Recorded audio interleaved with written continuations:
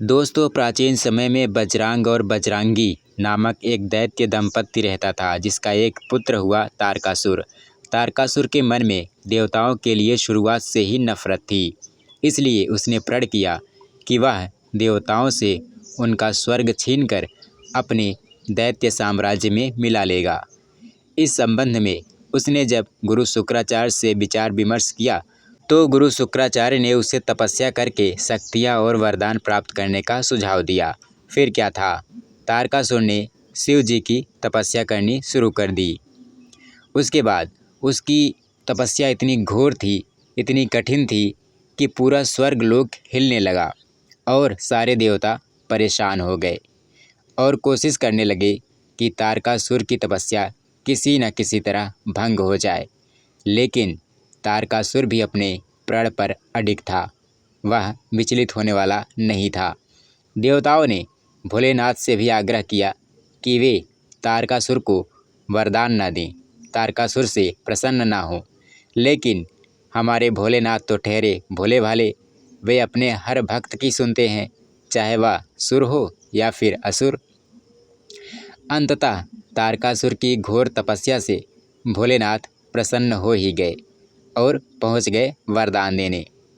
तारकासुर ने भोलेनाथ से अमर होने और सबसे शक्तिशाली होने का वरदान मांगा। भोलेनाथ ने कहा, यह संभव नहीं है, कोई भी इस दुनिया में अमर नहीं हो सकता। जो जन्मा है उसका मरण तो निश्चित है, कुछ और मांगो। तारकासुर सोच में पड़ गया कि अब क्या मांगे। फिर उसने विचार किया कि भोलेनाथ की कोई संतान नहीं है, इसलिए अगर मैं उनकी संतान द्वारा मृत्यु मांग लूं तो मुझे कोई मार नहीं सकता। उसने कहा, हे भोलेनाथ, मुझे वरदान दीजिए कि मैं अब तक का सबसे शक्तिशाली राक्षस बन जाऊं, और अगर मेरी मृत्यु हो तो सिर्फ आपके पुत्र से। भोलेनाथ ने कहा, तथास्तु।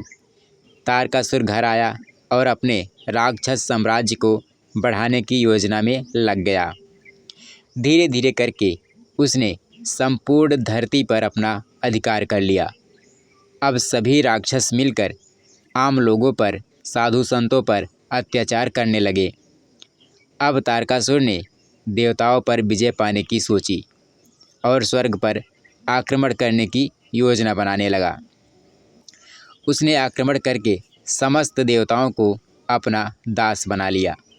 सारे देवता त्राहिमाम त्राहिमाम करते हुए ब्रह्मा जी के पास पहुँचे, तो ब्रह्मा जी ने बताया कि ऐसा है कि तारकासुर को केवल शिवपुत्र ही परास्त कर सकता है, बाकी कोई भी देवता उसे परास्त नहीं कर सकता। इसलिए अब सिर्फ एक ही रास्ता है, भोलेनाथ को मनाने की कोशिश कीजिए सब देवता मिलकर। अब सभी देवता पहुंच गए भोलेनाथ के पास, तो देखा वे तो ध्यान में लीन हैं और उन्हें ध्यान से जगाने का मतलब है भस्म हो जाना।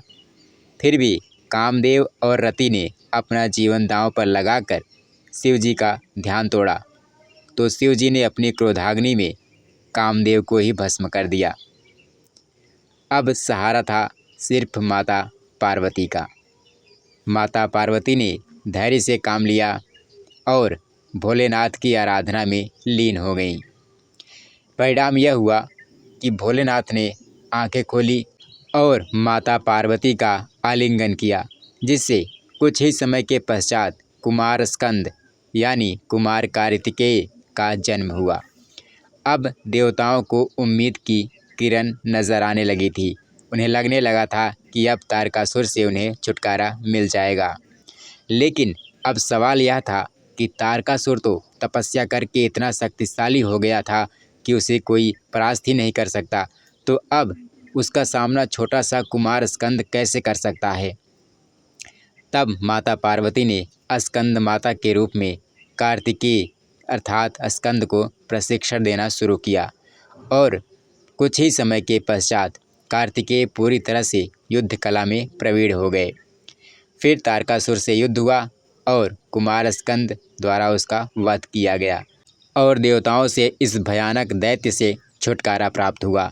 तो जय हो स्कंद माता की। दोस्तों, देवी स्कंद माता की 4 भुजाएं हैं। ये दाईं तरफ से ऊपर वाली भुजा से स्कंद को गोद में पकड़े हुए हैं। और नीचे वाली भुजा में कमल का पुष्प है। बाईं तरफ जो भुजा है, बाईं तरफ ऊपर वाली भुजा में वरद मुद्रा में है और नीचे वाली भुजा में कमल पुष्प है। इनका वर्ण एकदम शुभ्र है। ये कमल के आसन पर विराजमान रहती हैं, इसीलिए इन्हें पद्मासना भी कहा जाता है। सिंह इनका वाहन है, अर्थात ये सिंह की सवारी करती हैं। शास्त्रों में इनका काफ़ी महत्व बताया गया है।